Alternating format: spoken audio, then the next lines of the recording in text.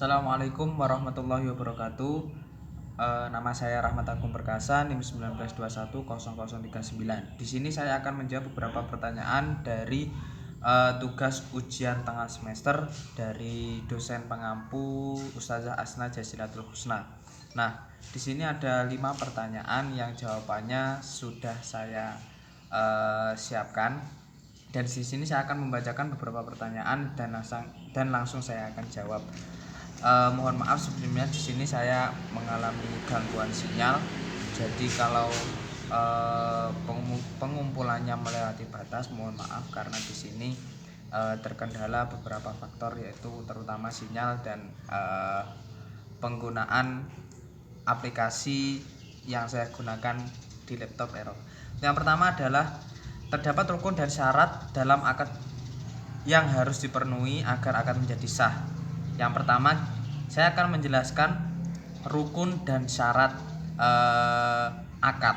Nah, jadi rukun akad itu ada 4 ya. Yang pertama adalah akid. Akid itu adalah orang yang berakal. Mauqut alaih. Mauqut alaih itu adalah benda-benda yang diakadkan. Selanjutnya adalah maudu al-qad, ialah tujuan yang maksud akad itu tersebut. Yang keempat adalah sigot al-aqd, ialah ijab qabul. Nah, yang terpenting itu adalah ijab qabulnya. Nah, untuk selanjutnya yang B ada ini yang syaratnya, yang selanjutnya adalah syaratnya. Yang B belum. Yang syaratnya ini adalah adanya kejelasan maksud antara kedua belah pihak. Yang kedua adalah adanya kesesuaian antara ijab dan qabul. Nah, dan yang ketiga adanya satu majelis akad dan adanya kesepakatan antara dua belah pihak, tidak menunjukkan penolakan dan pembatalan dari keduanya. Nah, untuk yang keempat adalah menggambarkan kesungguhan dan kemauan dari pihak-pihak yang bersangkutan. Yang terakhir adalah yang B, soal nomor 1 yang B yang ditanyakan adalah apa yang terjadi jika salah satu rukun atau syarat tidak terpenuhi, sebutkan alasannya. Nah, yang B adalah yang terjadi jika syarat dan rukun akad itu tidak terpenuhi, maka akad itu dikatakan cacat. Nah, dari sini akadnya juga tidak sah.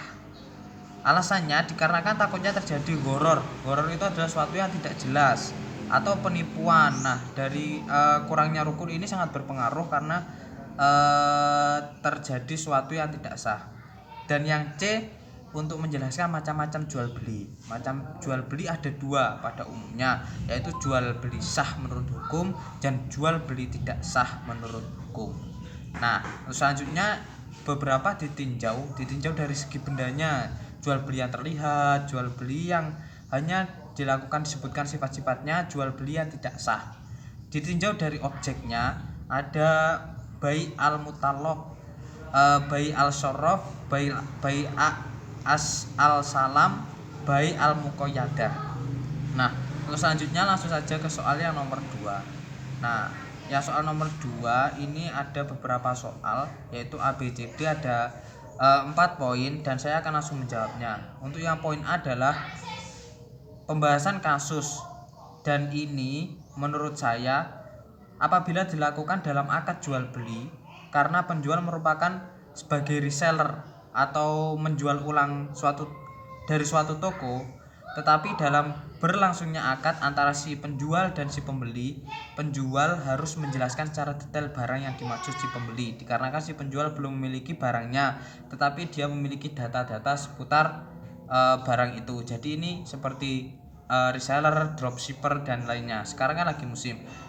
Untuk selanjutnya yang B, soalnya mohon maaf HP-nya agak nge-lag. Nah, dalam akad al-istinsya salah satu pihak meminta agar ditetapkan khiyar syarat. Nah, ini mungkin sedikit menjawab. Menurut hukum ini merupakan hal yang boleh dilakukan dikarenakan untuk menghindari kerugian. Nah, jadi boleh kita meminta khiyarnya untuk menghindari kerugian. Yang selanjutnya adalah yang C. Dalam transaksi via falas internasional dibutuhkan minimum 2 hari kerja agar dana tersebut diterima. Nah, ini ada ketentuannya. Tadi saya mencari menurut MUI transaksi falas ini adalah valuta asing dinyatakan 100% halal dan dikeluarkannya fatwa pada nomor 28 per DSN MUI nomor 3 tahun 2002 mengenai jual beli mata uang atau disebut dengan al-sorf. Yang selanjutnya adalah nomor 3, konteks muamalah dikenal kaidah umum bahwa hukum asal segala sesuatu adalah boleh sampai datang dalil yang menunjukkan tentang keharaman. Jelaskan maksud kaidah ini sebagaimana penerapannya. Yang B, sebutkan dan jelaskan prinsip-prinsip syariah. Yang C, menyebutkan dan jelaskan 5 larangan dalam membuat akad muamalah maliyah. Nah, di sini akan saya menjelaskan nomor 3.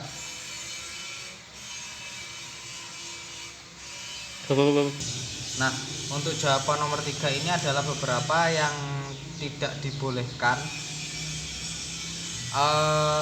Yang nomor 3C, yang pertama adalah tadlis, penipuan. Transaksi keuangan secara syariah sangat mengutamakan kejujuran. Yang kedua adalah tagrir, goror atau ketidakpastian. Nah, dalam transaksi jual beli harus jelas ketentuannya seperti harga, kualitas, kuantitas, dan waktu penyerahan barang.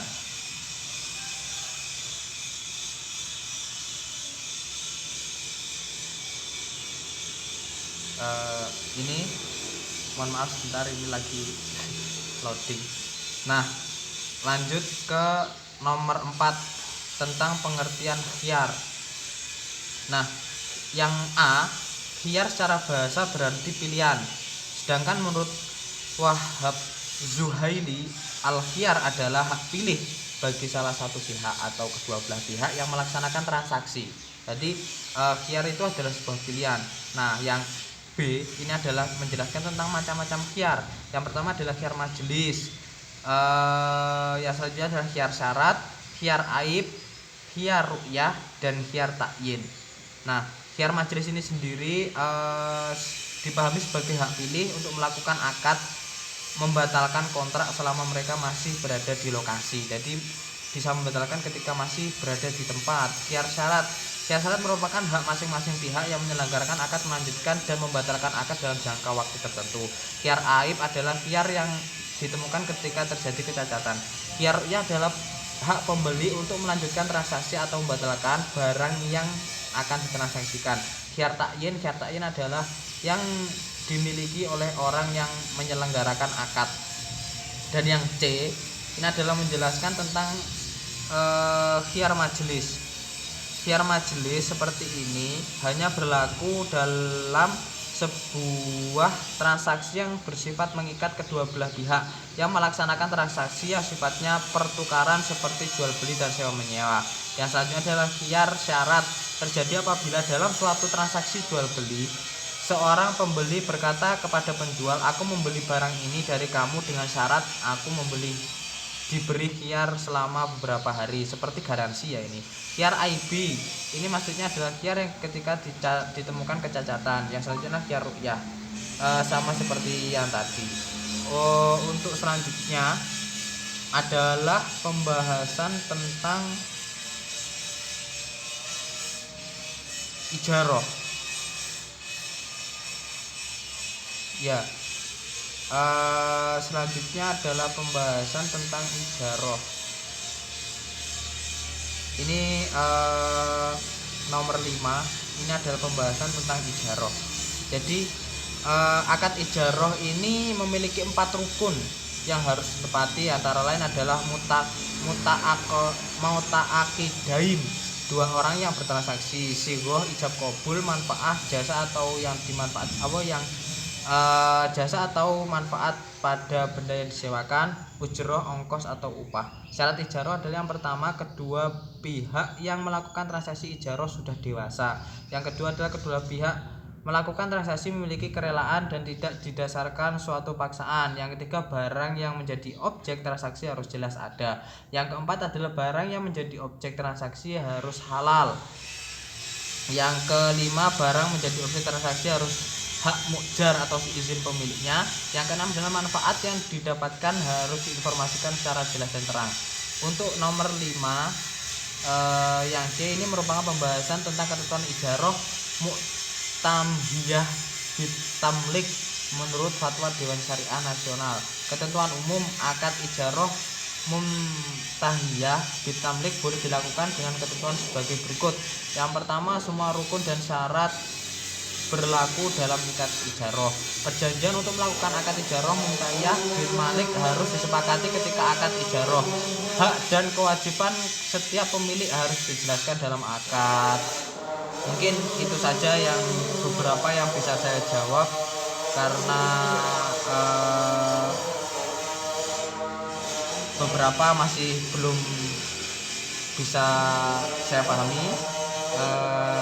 Mohon maaf untuk pengumpulannya jika telat, karena ini saya rekaman sedang azan asar dan menunjukkan pukul 3 dan saya